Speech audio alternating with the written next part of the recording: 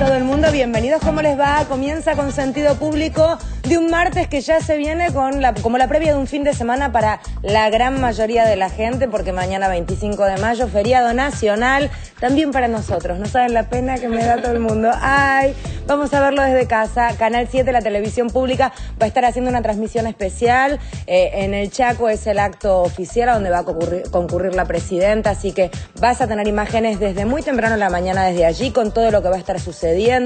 Gran desfile va a tener lugar allí, gran fiesta en el Chaco y en diferentes lugares del país. El Martincho y yo vamos a estar en Plaza de Mayo con Alejandro Nagui, Secretaría de Cultura mediante, y con una gran fiesta que va a comenzar a las 4 de la tarde. Muy lindo va a ser, así que quienes estén en Buenos Aires los esperamos allí. Ojalá no llueva. Vamos a contar lo que tenemos en el programa y después te cuento cómo viene el tiempo. Adelante, Martincho. Ahí está, seguimos de fiestita. Bueno, mañana 25 de mayo finaliza el Bicentenario. Es increíble, es increíble. Aún hay gente que quiere que vuelva el virrey.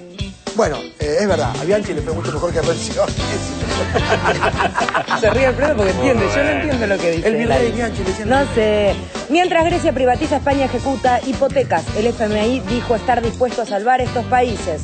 El problema es quién va a salvar a estos países del FMI. Macri no está en España, Macri está acá. Y lo que hizo fue presentar su fórmula.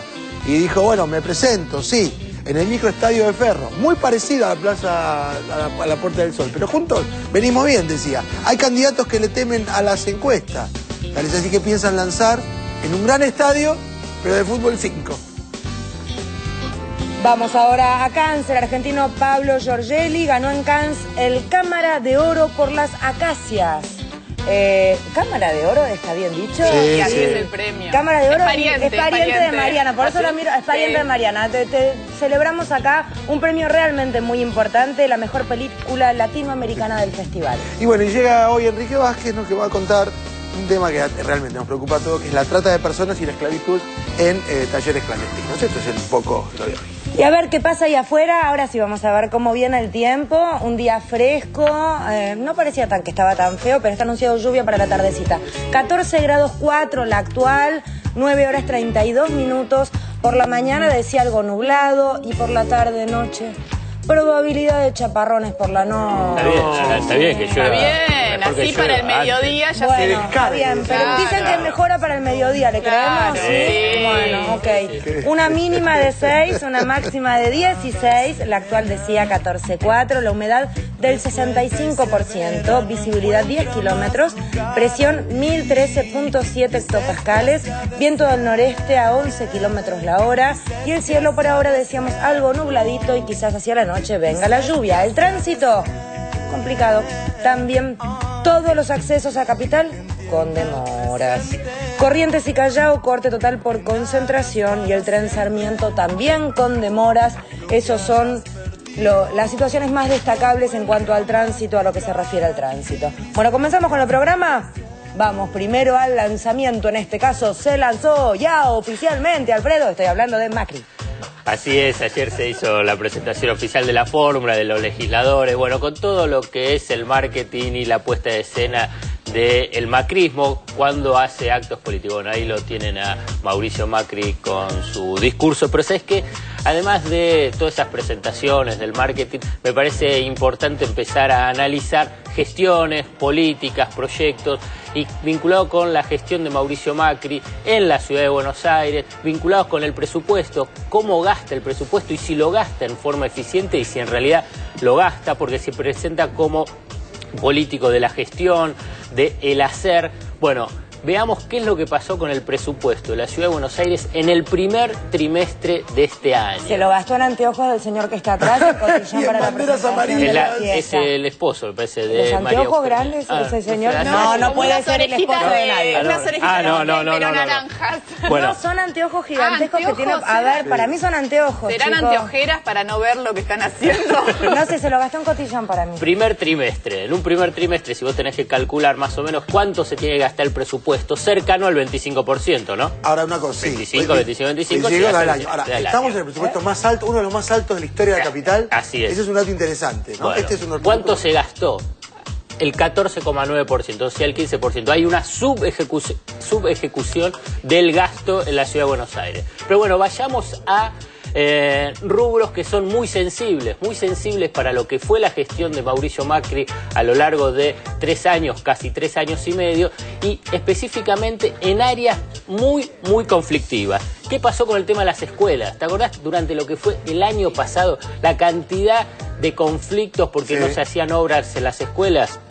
En el primer trimestre del año, o sea, antes de empezar las clases, ¿cuánto se gastó? Yo te dije, primer trimestre tiene que ser el promedio 25%. Bueno, apenas el 5,9%. Son muy austeros. No gastan en lo que es uno de los reclamos, que es la educación pública, en la infraestructura. Digamos que eso sería interesante también. ¿Para dónde se destina? Unos dicen que es para lo que es las obras visibles, que son los maceteros, veredas, asfalto, el metrobús, bicisendas. ¿Qué es lo que pasó con el tema de viviendas? En el rubro viviendas, ¿te acordás? Lo que fue el conflicto en el indoamericano, toda la situación muy conflictiva que se vivió con el acceso a la vivienda en el Instituto de la Vivienda, en el primer trimestre del año, más o menos. ¿Cuánto se tenía que gastar? ¿25%? No, se gastó apenas el 5,7%. Ellos gastan el 5%, ellos te gastan el 5%. Gastan menos en áreas muy sensibles. La última. Desarrollo social. Desarrollo social, la ministra, la encargada de esa área es María Eugenia Vidal. La futura, sí o no, candidata, digamos, vicejefa de gobierno. O sea, es la fórmula de Macri. Situación de pobreza, de indigencia, inversión en paradores para que ahí estén los sectores, la población más vulnerable, los pobres. Bueno, ¿cuánto se tenía que gastar en el primer trimestre? 25%. Más o menos, 25%. Estamos re atentos, chicos. ¿Cuánto se gastó? El 6,9%. Derrochó. El chico de la derrochó.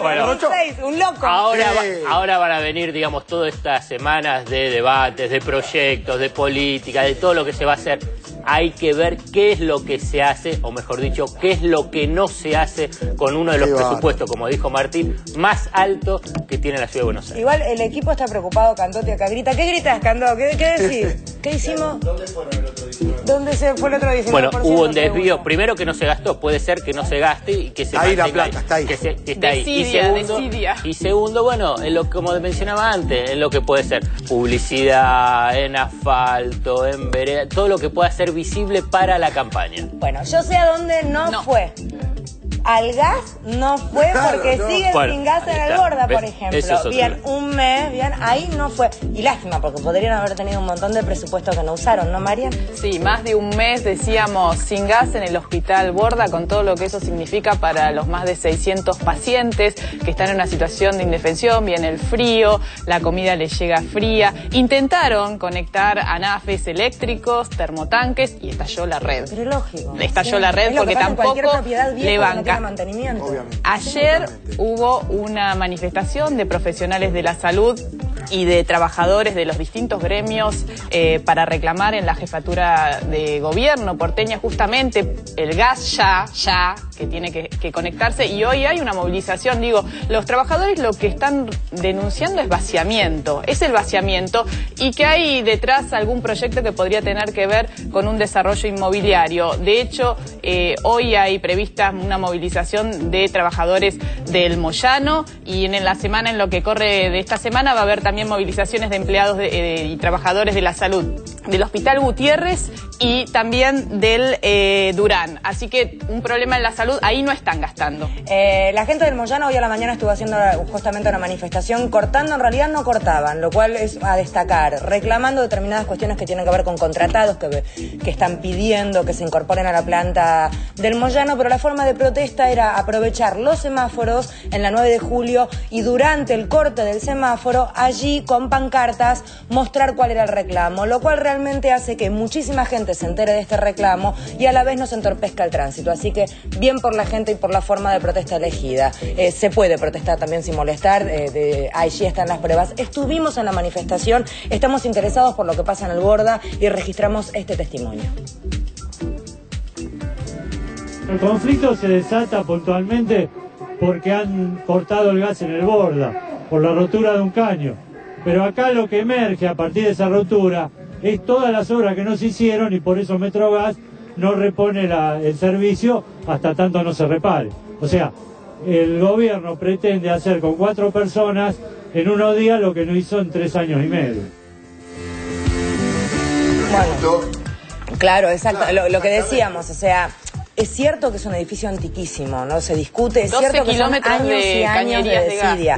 El tema es que también tuvieron tiempo, claro, si lo en algún momento hay que empezar. Claro, alguien lo tiene que hacer. Bueno, el Congreso de la Nación también es un edificio antiquísimo, la Casa Rosada también, y está, digo, quiero decir, si vos sí, Canal 7 también, o sea, pero es un proceso, si estás hace 3 años y vos apenas empezás a trabajar, entonces llega después al final de la gestión y ves que en 4 años algo hiciste. Claro. No lo vas a hacer en la emergencia, y tampoco pudieron cubrir la emergencia, que esto está claro, hace más de un mes que están sin gas y siguen sin gas, y siguen con frío y siguen con la comida fría. El próximo martes, 31 de mayo, la Comisión de Salud de la Legislatura porteña va a sesionar justamente en el Borda como un llamado de atención al gobierno para que ponga fin a esta situación y le dé una solución a los pacientes. A veces me pregunto, es muy breve, ¿será una especulación para llegar hasta el límite y cuando llega al límite se soluciona y entonces tengo bandera? Es dificilísimo jugar con la salud de la gente, ¿no? Pero digo, a veces está hasta esa perversión, pienso. Pero no es más negocio armar una buena gestión y cambiar las cañerías y armar bien todo y decir, señoras, miren,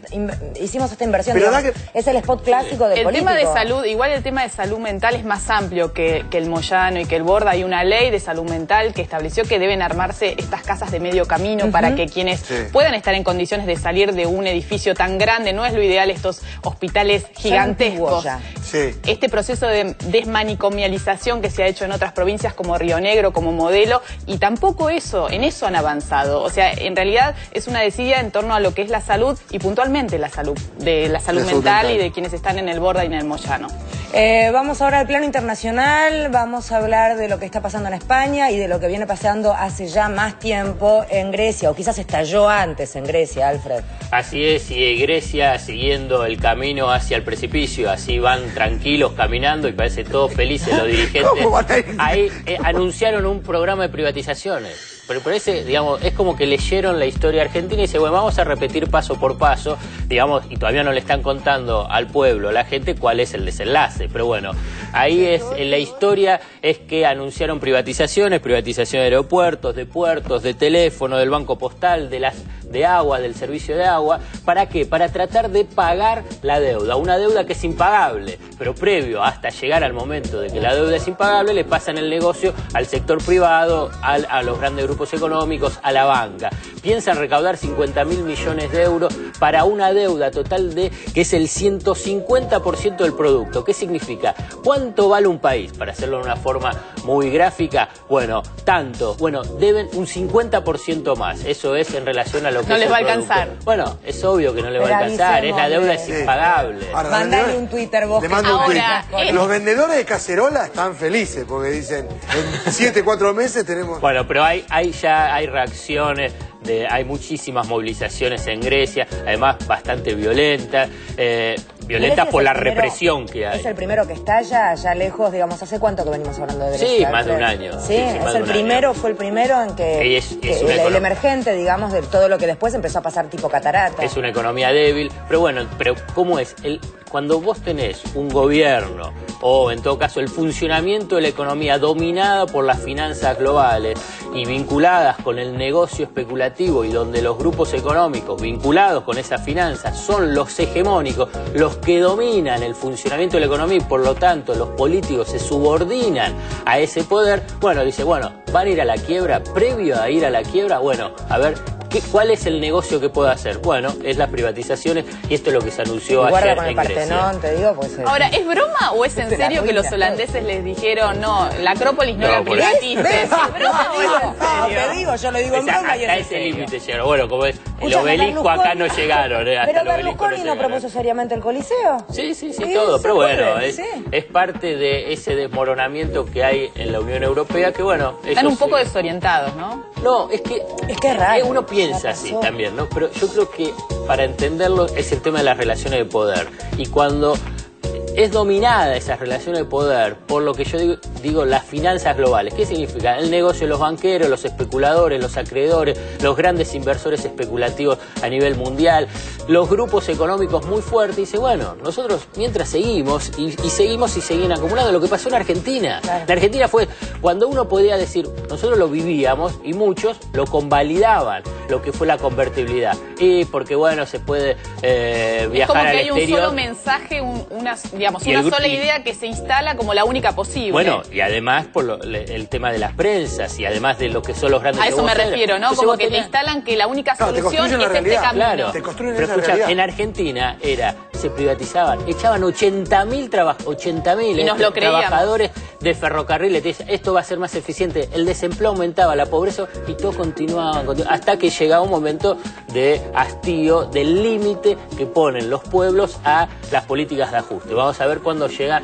en Europa. Por lo pronto ya hay síntomas. Por lo pronto en España, digamos que van un paso atrás, ¿verdad? Claro. Pero lo cierto es que están empezando a vivir lo mismo que viene pasando en Grecia hace ya más de un año. Claro. Digamos, ¿cómo está la cuestión de la concentración, en fin? Ellos dicen que va el grupo de los indignados, dice que van a seguir una semana más en esta protesta, y me parece que es un síntoma, es apenas un síntoma del nivel de saturación a las políticas de ajuste. Rodríguez Zapatero hizo todo lo que es una política de ajuste conservadora, lo que se llama una política de derecha. No es que el grupo de los indignados fueron funcionales a la derecha y por eso ganó la derecha en España, sino que al revés, fue Zapatero, la socialdemocracia, que fue funcional a la derecha, a hacer toda una política de ajuste terrible, de lo que es baja de las jubilaciones, extensión de la edad jubilatoria, baja de los salarios de los empleados públicos. Sí, pero lo interesante es que ahora en las últimas elecciones la derecha salió triunfante y por lógica uno debería pensar que en general el ajuste viene más feroz todavía por la derecha. Es que sí. Eso es lo que yo no termino de entender. Yo no lo puedo entender. Yo tampoco, es raro. Un socialismo que hace medidas muy de derecha y que ahora la derecha que gana, ¿qué va a hacer? Medidas socialistas. Más, no, o sea, claro, recrudecer. Bueno, sí. Íbamos a hablar también de qué pasa con los que están hipotecados en España. Totalmente, dale. Es terrible, es una situación dramática, porque, a ver, boom especulativo inmobiliario en España fue de los boom especulativos más importantes del mundo, la burbuja especulativa con las viviendas en España. Para darte una idea, números redondos, en España hay 17 millones de familias. ¿Sabes cuántas viviendas hay en España por esa especulación inmobiliaria de los últimos 20 años? 27 millones de viviendas. O sea, hay muchísimas más viviendas que familias. ¿Pero por qué? Porque era solamente especulación. Los precios de la vivienda... Que era gente que compraba como inversión y la alquilaba, claro, vivía de renta, estaba barata y la compraba, porque seguían subiendo los precios. Bueno, muchos compraron en precios altísimos. ¿Y cómo compraron? Con créditos. ¿Qué pasó? Estalló la burbuja. El precio de las viviendas bajó. El crédito se mantuvo igual. El mismo crédito se mantiene. ¿Es lo que le pasó a Estados Unidos? Claro, igual. Entonces, el crédito se mantiene al valor que se tomó el crédito, pero la vivienda vale menos. Te quedas sin vivienda y encima debes del crédito. Claro, pero y una cosa más. ¿Pero por qué no pueden seguir pagando el crédito? Porque están desempleados. Tenés el 24% de la población desempleada. Es la peor fórmula. Es peor por eso. Sin trabajo. El valor de la vivienda que tenías bajó. Te queda un crédito con el valor de la vivienda anterior. O sea, no podés pagarla. O sea que tenés que entregar la propiedad. Chao, la propiedad se queda con el banco y te quedas sin trabajo. Pero ¿sabes qué? ¿Cuál es el detalle más perverso, más dramático? Bien, dale. Sí, que esa persona desempleada sin vivienda queda con una deuda con el banco. Porque el valor de la propiedad es más bajo que el valor del crédito. Pero eso es insólito, porque vos ya estás entregando la propiedad que en definitiva era lo que tenías hipotecados. No te queda nada. Listo, arreglátela con esto. Basta, ¿qué más me vas a sacar? El banco dice, pero yo a vos te di un crédito, claro, vamos a decir, de 10.000 euros. Y vos te agarrás la propiedad que vale 5.000 euros, me debes 5.000 euros. Lo que es interesante, creo que como paralelo, es cuando se empezaron a ejecutar acá los campos, en un momento en que también había mucha gente que tenía sus campos hipotecados. intervino el Estado en un punto, ¿no? Y ahí es lo que la ausencia del Estado para dar una respuesta a estas 250.000 familias que están con la amenaza de quedar en la calle y pagando un crédito que nunca van a poder saldar. Por eso es interesante la observación que hacía Martín en cuanto a que es muy parecido a lo que pasó en los Estados Unidos. ¿Cómo se llama el documental de Michael Moore que te muestra? Sí. En el bloque que viene lo decimos, Martín se fija ahí en su máquina porque es tan literal como... No, ese es el de los atentados. Hay uno que te habla de todo, de toda esta serie de delirios que pasaban con las propiedades, y hay momentos terribles porque es Michael Moore, que es un documentalista maravilloso, un periodista de los Estados Unidos, en donde está de repente en una granja, en donde un granjero que tenía esa casa de toda la vida, tiene que además, obligado por el banco, vaciarla, entregarla limpia, o sea, situaciones que realmente son de un vejamen absoluto, de una humillación absoluta. Ya lo vamos a buscar y te lo vamos a recomendar porque ver la cara de esta gente y ver, en fin, la situación a la que se ve sometida es tremendo. Vamos a cambiar de tema. Ahora volvemos a la Argentina y vamos a hablar de educación sexual. Se presentó un spot, una revistita de educación sexual para padres.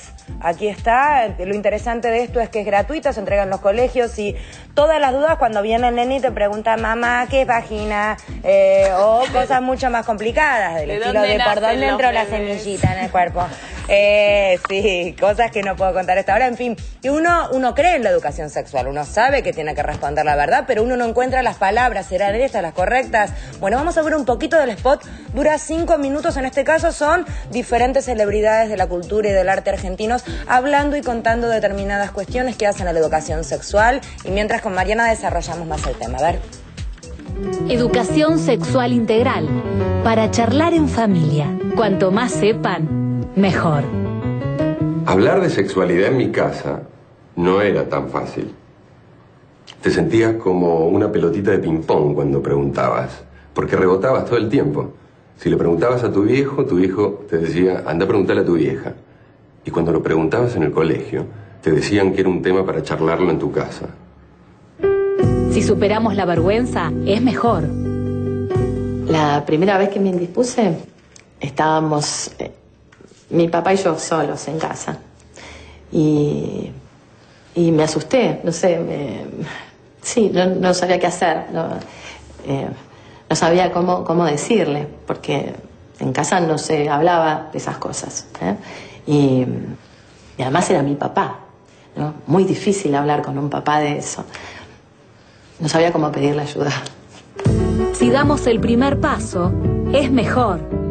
Qué emoción cuando mi mamá me regaló mi primer corpiño. No lo podía creer. Al fin me tocaba. Re lindo, blanco, de algodón. De sencillo, pero a mí me parecía el más lindo del mundo. No paraba de mirarme al espejo así todo. Si los acompañamos en su crecimiento, es mejor. Recuerdo lo escandalizada. Qué cosa, ¿no? Porque Carla Conte se acuerda de su primer corpiño, lo cual es entendible, y yo de ese tipo de recuerdos no tengo nada. Yo tampoco. Muy bueno. ¿Sabes qué? Lo que es interesante de esta revista, que como vos bien decías, es un material para que en la familia se pueda hablar de educación sexual integral y acompañar lo que se debe dar en las escuelas. Hay una ley desde el año 2006, es un derecho de los chicos, de las chicas, de los adolescentes, recibir educación sexual integral, con una visión integral desde el nivel inicial, el jardín de infantes, hasta la formación docente. Esto es un derecho y esto es lo importante. El Ministerio de Educación viene generando materiales, acá hay unas laminitas divinas de cómo pueden tratar los docentes en el aula estos temas que a veces les resultan incómodos también, pero están recibiendo capacitación. Acá vemos, porque educación sexual no es solo hablar de los órganos sexuales, y esto tiene que ver con cómo vincularse con los amigos, no discriminar, las distintas familias. ¿Y qué pasó esta semana? Esta semana, Monseñor Aguer, Héctor Aguer, que es como el ministro de Educación de la jerarquía católica, del episcopado argentino, y representa a las voces más conservadoras de la Iglesia Católica, se quejó porque en esa revistita que vos tenés, Fede, se habla de la masturbación como un proceso natural que enfrentan los niños y las niñas en distintas edades. se quejó y cuestionó duramente que se hable del preservativo, del uso del preservativo. Hablando de esta revista que estás viendo, que es la que en realidad se reparte a los padres. Claro. Es un instructivo para que los padres, ante este tipo de cuestionamientos y de preguntas, sepamos qué responder sin dar mayor información, digamos, para no hacerle mal al nene, justamente. Claro. Uno tiene que ser bastante cauto en cuanto a qué edad uno cuenta determinadas cosas. Lo que es terrible es que se cuestione que se hable del preservativo. Yo insisto con esto porque sabemos que desde el punto de vista científico es el método indicado para prevenir enfermedades de transmisión sexual, para prevenir un embarazo adolescente. Los adolescentes se inician sexualmente en promedio 15, 16. Esto es el promedio en la Argentina. Entonces, frente a esa realidad, hay que dar elementos para que puedan acompañarlos en esa sexualidad de forma segura. Y otro de los aspectos que le molestó muchísimo a Monseñor Aguer es que se habla de las distintas familias. No se habla de la familia integrada por un varón y una mujer, sino de diversas familias, como ahora por ley está habilitado que las parejas del mismo sexo se puedan casar, el matrimonio igualitario, un gran avance en términos de derechos, y ahí también no solo las familias formadas por dos papás o dos mamás, hay familias que están formadas por una abuela, o por un papá viudo, o por una mamá separada, o una mamá sola. Bueno, sabemos que hay familias ensambladas también, y de esto habla esta revista, y esto es lo que ha generado tanta indignación a quien es el ministro de Educación de la jerarquía católica, que tiene mucha ascendencia sobre las escuelas confesionales, que dan educación sexual, pero sacándole todo esto, que esto es también, tenemos que hablar de un derecho, los chicos tienen derecho a recibir toda la información, y en este sentido, como papás, como mamás, tenemos que reclamarla. Y vamos ahora a un señor que evidentemente no ha recibido educación sexual porque pide, y no, eso no se hace, eso no se dice y eso no se toca de esa manera, Bombón. Dominique Strauss-Kahn, de él hablamos, está detenido con prisión domiciliaria, le dieron, bueno, la libertad bajo fianza, recordemos que pagó $1 millón y dejó 5 palos verdes más en el banco, y encontraron material genético de él en la blusa de la empleada del hotel que lo denunció por acoso sexual, por intento de violación, por acto sexual ilícitos. Tiene 7 cargos en su contra. Le podría caber una pena de hasta 25 años de prisión. Recordemos que el juicio va a comenzar el 6 de junio. Esa será su nueva cita con la justicia. Y hubo 2 camareras, también 2 mucamas del mismo hotel, que declararon que también había intentado, por lo menos les había hecho alguna propuesta indecente a ellas también. Bueno, se suman a su prontuario, siguen apareciendo evidencias de que su conducta no era la adecuada y que es probable, el punto de él lo que va a argumentar es que la relación fue consentida, y acá será, cómo se va a tener que probar efectivamente que hubo violencia, que hubo un acto ilegal y que hubo este intento de violación que denuncia la empleada.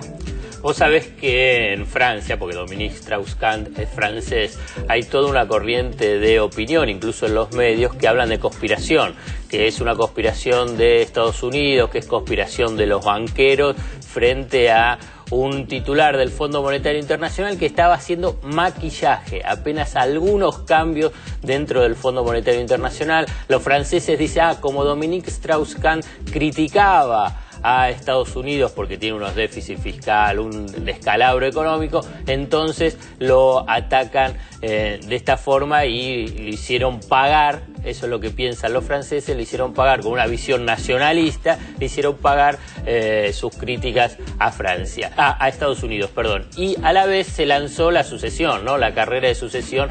Lanzar en este caso, te digo, es como... un poco fuerte. La carrera de candidatos para la sucesión de Dominique Strauss-Kahn, una de las principales candidatas es francesa, se llama Lagarde, y bueno ahí tenemos. ¿Qué lástima que se murió Marlon Brando, ¿no? Porque Hollywood ya estaría pensando Marlon Brando haciendo Strauss-Kahn y haría una película ya. Bueno, está Robert De Niro para candidato para hacer la de Madoff. Uno, viste, enseguida ellos te hacen una película. El gran estafador en Estados Unidos. Hablando de película. Vamos a primero a contar a la gente de qué manera se puede comunicar, que me olvido siempre. Sí, claro. Vos no me haces acordar tampoco, Martín.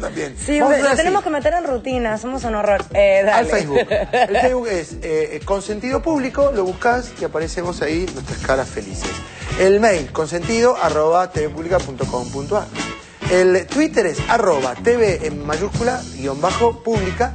Y la página oficial de la televisión pública es, como su nombre lo dice, www.tvpublica.com.ar. Bien. La película que quedamos debiendo, Capitalismo, una historia de amor. Es de 2009, es excelente. Sí, Michael Moore, muy buena. Capitalismo, historia de amor, no te lo pierdas. Muy buena, porque además no es aburrida, es súper interesante y ves claramente el dramatismo de la situación vivida. Bueno, vamos ahora a recordar varias cosas. En una parte te contábamos, Martín te contaba, mañana en realidad termina lo que sería el año del Bicentenario. Exactamente, el festejo que duró exactamente un año, de 25 de mayo a 25 de mayo, con todo lo que ya conociste, con todo lo que te mostró la televisión pública, lo pudiste ver en tu casa, o pudiste participar de lo que dicen ya a esta altura los historiadores contemporáneos, la fiesta patriota más grande que tuvo la Argentina, ¿no?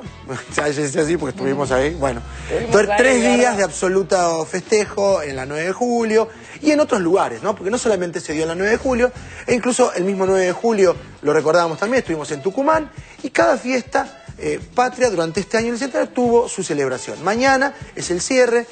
Allí frente a la Casa de Gobierno, un escenario enorme, como un montón de artistas, vamos a estar con Fede, como te decíamos, con Alenay. Es importante participar, no solamente porque uno está convencido que, bueno, que es la única manera que tenemos de querer y amar los colores de nuestra bandera, siendo verdaderos ciudadanos, sino porque también va a estar bueno. Va a estar la Mosca, la Mosca, Víctor Heredia, la Sole, los Pericos. Bueno, impresionante. Divino va a ser, así que no te lo pierdas. Comienza a las 4 de la tarde y a través de la pantalla de la televisión pública podés disfrutar desde muy temprano lo que comienza con el Te Deum en el Chaco y de allí en más todo lo que suceda en todos los puntos del país donde se celebre este 25 de mayo. Vamos a cambiar de tema ahora y vamos a recordar una fecha que tiene también como eje el día de mañana, y son los 8 años de que, Martín. Que cuando asumía Néstor Kirchner, un 25 de mayo del año 2003. Y yo creo, y lo digo pero sin temor a equivocarme, la asunción de Néstor Kirchner, hay que recordar cómo llega Néstor Kirchner a la presidencia, lo que había pasado con Menem que se baja, uno de los primeros en bajarse mucho tiempo antes, y nace un movimiento que justamente comienza a tener sus primeras formas en la asunción de Néstor Kirchner. Uno podía ver que algo distinto estaba viniendo. Vemos ese momento, lo podemos recordar. Solo por Dios, nuestro Señor y estos santos evangelios, desempeñar con lealtad y patriotismo el cargo de presidente de la Nación y observar y hacer observar fielmente la Constitución de la Nación Argentina. Si así no lo hicieren, Dios y la patria me lo demanden. Por mandato popular, por comprensión histórica y por decisión política, esta es la oportunidad de la transformación, del cambio cultural y moral que demanda la hora. Cambio es el nombre del futuro. Vengo a proponerles un sueño. Quiero una Argentina unida. Quiero una Argentina normal, quiero que seamos un país serio, pero además quiero un país más justo. Anhelo que por estos caminos se levante a la faz de la tierra una nueva y gloriosa nación, la nuestra. Muchas gracias. ¡Viva la patria! Historia. Pasaron ya 8 años, ¿no? Parece ayer, pero realmente eso es mucho tiempo. Y bueno, llamó la atención no solamente cuando asumió el cargo, toda la relación que tuvo con la prensa, por ejemplo. Había una cosa distinta. Bueno, después la historia la conocemos hasta el día de hoy, ¿no? ¿Recuerdan ahí cuando se estroló la cabeza contra con un fotógrafo, una cámara? Hacía malabares con el bastón. Yo dije, madre mía, ¿en dónde nos metimos? Mira este hombre lo que está haciendo. Pero bueno, es una etapa, ¿no? Comienza una etapa. Un estilo absolutamente diferente del que veníamos. Y lo loco creo que fue el amigarse con la política para muchos. Creo que la movilización de tantos jóvenes tiene que ver con eso, que la verdad es que lo que decía que iba a hacer terminó haciéndolo. Sí, y aparte que inmediatamente... Es como un básico que no estábamos acostumbrados. Exactamente, y que fue rápido. Lo que él dijo que iba a hacer, lo hizo muy rápido. Las políticas con los derechos humanos, una toma de posición clara en la economía, todo lo que dijo se hizo rápido, no hubo que esperar demasiado. Y un aspecto fundamental, la reafirmación del poder presidencial. Recordemos que es un presidente que emerge de la crisis del 2001, donde durante 5 días hubo 5 presidentes, digamos, fue un desastre, y también el debilitamiento de la figura presidencial de lo que fue el gobierno de la Rúa. O sea que con Néstor Kirchner vuelve por suerte, la reafirmación de lo que es el poder político, el poder político institucional en un presidente. A veces ahí está lo del micrófono que empieza a hacer cosas. Yo decía, ¿qué hace? ¿Qué hace? Y jugaba así. O sea, mira, ahí está Cristina que se reía, ¿se acuerda? Sí, no podía parar. Porque además no era conocido a nivel masivo, ¿no? No era un personaje muy conocido. Entonces, realmente era como sorpresivo todo el despliegue que empezó a hacer. Ay, qué gracioso. Bueno, a ver, nos tenemos que ir al corte volando. ¿Qué hora es? 10 horas 4 minutos, 14:04 la temperatura. Buena noticia por aquí en Corrientes y Callao. Se habilitó nuevamente, la manifestación se va corriendo. Se va yendo a Callao al 200. Bueno, se va corriendo un poco, yo te aviso.